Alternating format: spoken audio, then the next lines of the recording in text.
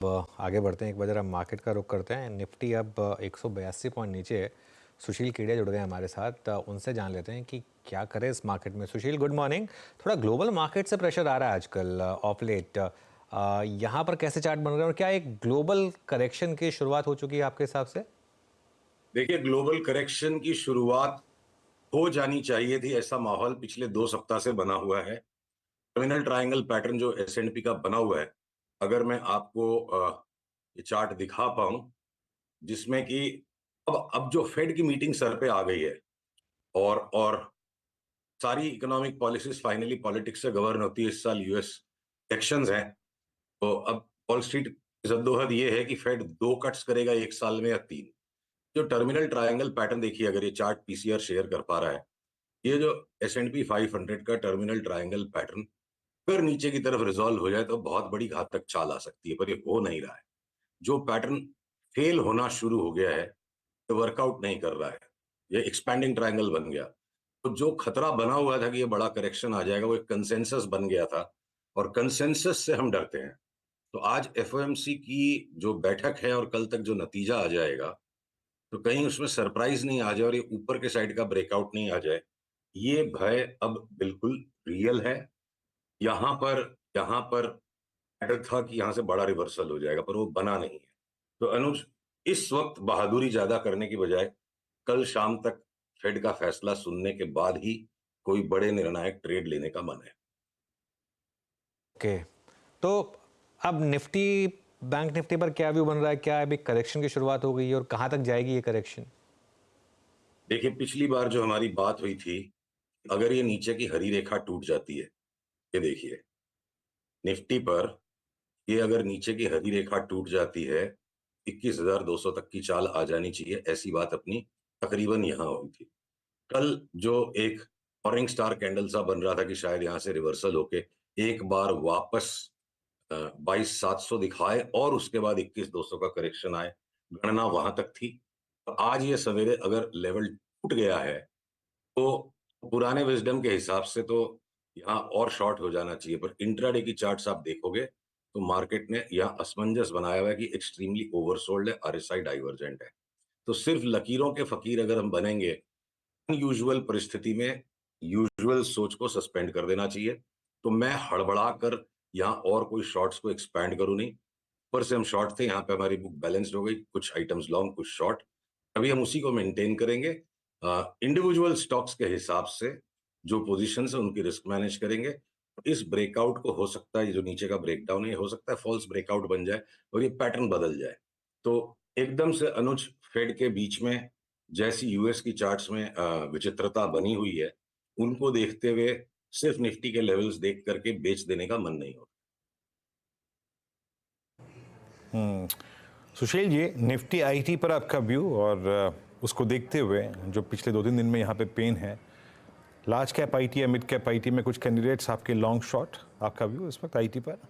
देखिए, large cap IT oversold प्रतीत हो रहा है, और अगर निफ्टी में रिबाउंड बन जाता है, तो आज तो टूट ही गया एक बार, तो सारी सारी बेट्स सस्पेंडेड है शाम तक का फेड का फैसला देखने के लिए।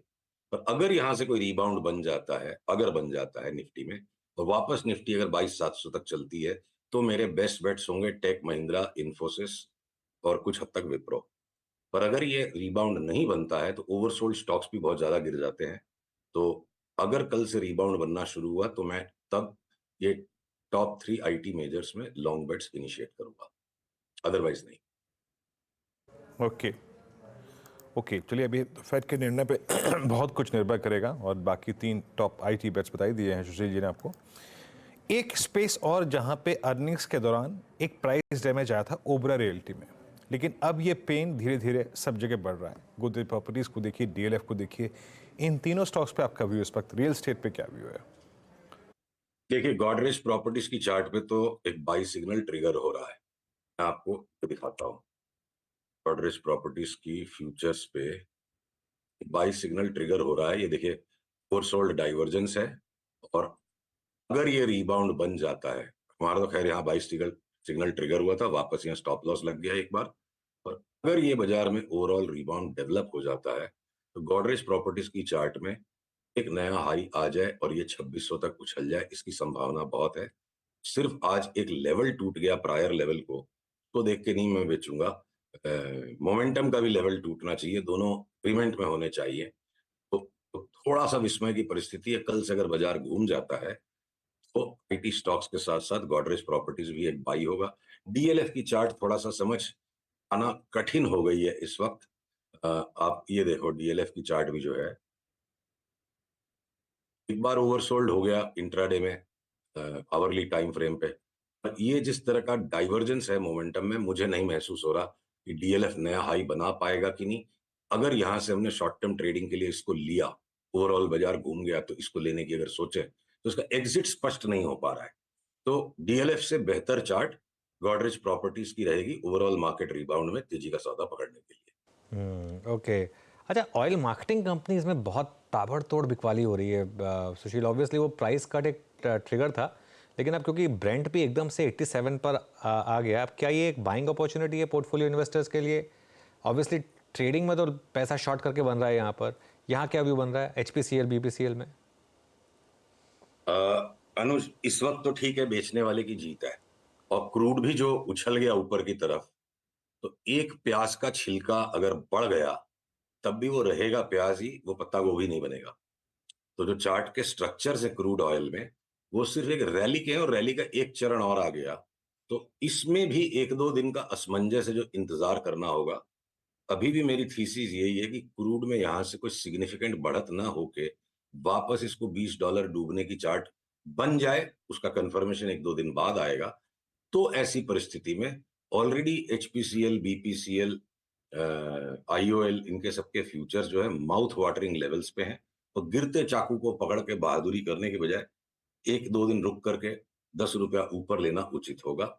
इनमें मूवमेंट आ सकती है ऊपर की बड़ी, पर वो कंफर्मेशन के लिए एक दो दिन इंतजार करना पड़ेगा। ओके। अच्छा, 2-3 स्टॉक्स जहाँ बहुत शानदार मोमेंटम रहे हैं, Bajaj auto, Tata Motors, Maruti, Mahindra and Mahindra, even Eicher Motors, TVS motor, क्या ये स्पेस अभी भी गो टू पॉकेट रहेगी लॉन्ग्स के लिए? देखिए, ऑटो स्पेस टाटा मोटर्स को छोड़ के बाकी का सारा भारी हो चुका है। एक नया हाई टाटा मोटर्स में मैं रूल आउट नहीं कर सकता और उसकी चाल कदाच शुरू हो चुकी है। बाकी के कोई भी ऑटो स्टॉक्स में मुझे नहीं लगता कि वो न्यू हाइस को क्रॉस करेंगे।